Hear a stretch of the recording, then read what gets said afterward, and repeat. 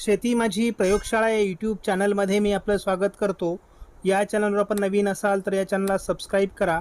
या चॅनलचे नवनवीन व्हिडिओ पाहण्यासाठी बेल आयकॉन नक्की दाबा. आपणास व्हिडिओ आवडल्यास लाईक आणि नमस्कार, मी डॉक्टर मच्छिंद्र बांगर महाराष्ट्रातील आणि देशातील हवामान परिस्थिती संदर्भात ताजा अंदाज देणारे. हवामानात आता बदल होऊ लागला आहे. मान्सूनला पुढील प्रवासास पोषक वातावरण तयार होत आहे. एकूणच अंदमानाच्या पूर्व भागातून एक नवीन कमी दाबाचं क्षेत्र विकसित होईल असा आपला प्राथमिक अंदाज आहे या भागातून. आणि एक केरळच्या दरम्यान कमी दाबाचं क्षेत्र विकसित होईल आणि हे केरळजवळील कमी दाबाचं क्षेत्र विरुद्ध दिशेने, तर अंदमानातील कमी दाबाचं क्षेत्र भारताच्या दिशेने सरकू शकतं असा एक प्राथमिक अंदाज आहे. आपण या ठिकाणी बघतो मान्सूनचा प्रवास सुरू झाला आहे. काल देखील मान्सूनने विशेष प्रगती केली नसली तरी 2 दिवसांपासून मान्सून अंदमानात दाखल झालेला आहे. उष्णतेची लाट अजूनही भारतात कायम आहे. विदर्भामध्ये उष्णतेच्या लाटेसंदर्भातील ऑरेंज अलर्ट देण्यात आलेला आहे. या परिस्थितीत आपण महाराष्ट्रात स्थानिक वातावरणाची देखील शक्यता व्यक्त करण्यात आली आहे. दक्षिण भारतामध्ये पावसाचं प्रमाण वाढू शकतं असा अंदाज आहे. कोकणाकडून आणि गुजरातच्या काही भागातून उष्णतेचा प्रभाव आता कमी व्हायला सुरुवात होईल उद्यापासून असा अंदाज आहे. परंतु भारतातील अनेक राज्यांमध्ये उष्णतेची लाट अजूनही कायम आहे. दक्षिणेतून पावसाचं प्रमाण वाढणं अपेक्षित आहे. तीच परिस्थिती थोड्याफार फरकाने 20 तारखेला देखील आहे. आपण 21 तारखेलाही बघतो उष्णतेची लाट कायम आहे. बंगालच्या उपसागराच्या किनारपट्टी भागातून पावसाचं काही क्षेत्र काही राज्यांमध्ये सक्रिय आहे. 22 तारखेपासून वातावरण बदलतंय. उष्णतेचा प्रभाव काही प्रमाणात कमी होण्याची शक्यता आहे. 22-23ला वातावरण बदलत आहे. थोडं पावसाचं अनुकूल वातावरण तयार होईल असा अंदाज आहे. उष्णतेचा प्रभाव देखील 22-23 पासून कमी होणं अपेक्षित आहे.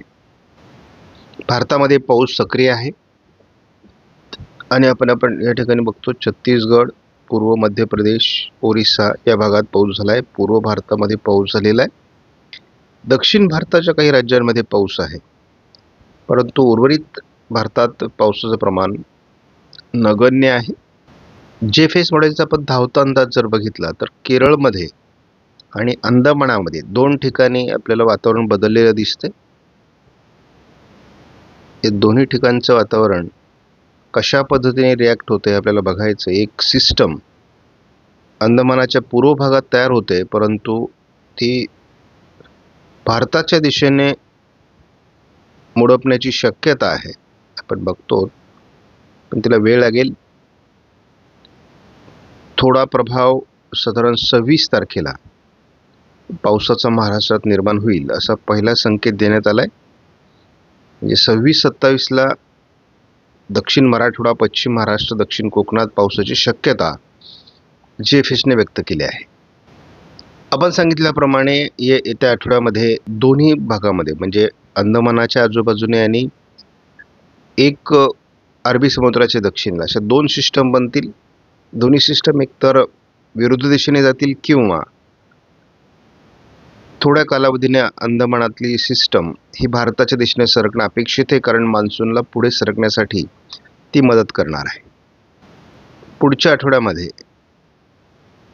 24 तारखेपासून पुढे आपला अंदाज आहे की अरबी समुद्रात एक मोठ्या प्रमाणात वादळी वातावरण असेल आणि जे किनारपट्टी भागात कोस्टलला परिणाम करेल.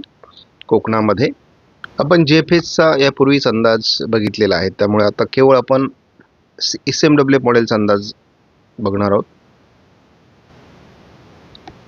सध्या दक्षिण कोकण घाटमाथ्यावर पावसाची सुरुवात होऊ शकते. याचं प्रमाण यापुढे दिवसेंदिवस वाढू शकतं. तुम्हाला सोलापूर दक्षिण, सांगली दक्षिण, कोल्हापूर, रत्नागिरी, सिंधुदुर्ग, सातारा, पुणे या भागात काही ठिकाणी पावसाची शक्यता वाढते आहे. 20 तारखेपासून याचं प्रमाण थोडं अधिक राहील घाटमाथ्यावर असं दिसतंय. 21 तारखेला गोव्याच्या दरम्यान एक कमी दाबाचं क्षेत्र विकसित होणं अपेक्षित आहे. एक कमी दाबाचं क्षेत्र सातत्याने अंदमानात राहील, परंतु ते भारताच्या दिशेने सरकण्यास थोडा वेळ लागेल. आपण बघतो की 2 ठिकाणी आपल्याला वादळी प्रणाली विकसित होताना दिसत आहेत आणि या दोन्ही प्रणाली भारताच्या दिशेने सरकणं अपेक्षित आहे. 23 तारखेला आपल्याला स्पष्टपणे जाणवतंय की बंगालच्या उपसागरातील प्रणाली ही थोडी विरुद्ध दिशेने मूव्ह करण्याची शक्यता आहे. आपण आयकॉन मॉडेलचा अंदाज बघूयात. पुढील 2 दिवसात विशेष वातावरण नाही. दक्षिण कोकणामध्ये 20 तारखेपासून थोडं वातावरण पॉझिटिव्ह होईल असा अंदाज आहे. 21 तारखेला महाराष्ट्रात बऱ्याच भागात ढगाळ वातावरण वाढतंय. आयकॉन मॉडेलच्या अंदाजानुसार कोकण किनारपट्टी आणि घाटमाथ्यावर पुणे पश्चिम, नाशिकच्या पश्चिम भागामध्ये म्हणा किंवा साताऱ्याच्या पश्चिम भागामध्ये 22 तारखेला वातावरण राहू शकतं असा अंदाज आहे. आयकॉनने 23 तारखेला पश्चिम महाराष्ट्र, मराठवाड्याच्या दक्षिणी भागात जोरदार पावसाचा अंदाज दिलाय आणि हे वर्ष तसं कसोटीचं आहे.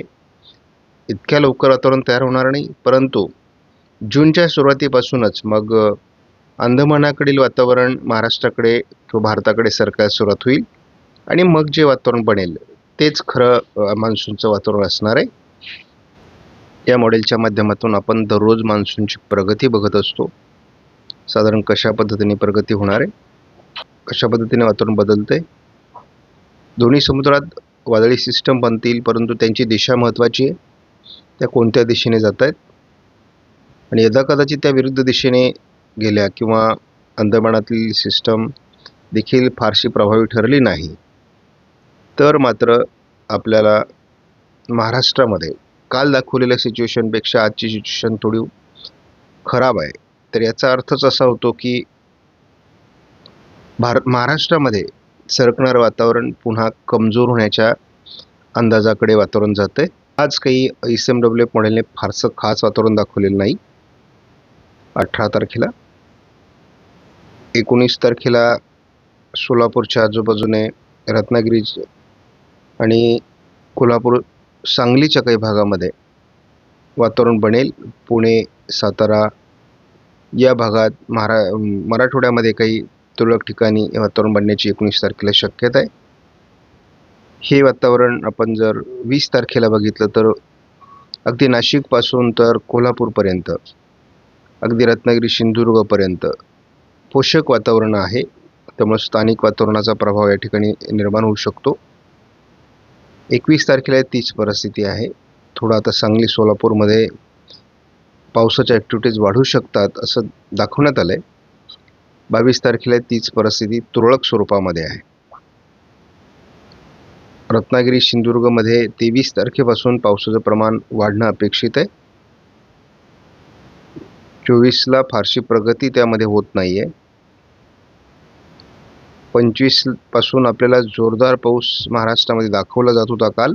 ते सध्या मुळात पाऊसच आयकॉन मॉडेलच्या धर्तीवर पडतोय.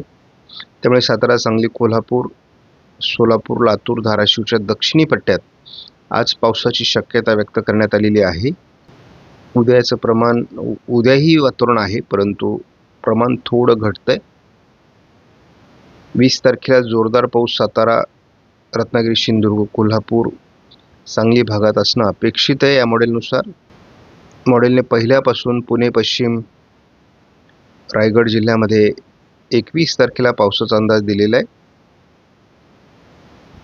22 तारखेला देखील नाशिकसह पुणे जिल्ह्यामध्ये, सातारा जिल्ह्यामध्ये, कोल्हापूर जिल्ह्यामध्ये जोरदार पावसाचा अंदाज आयकॉनचा कायम आहे.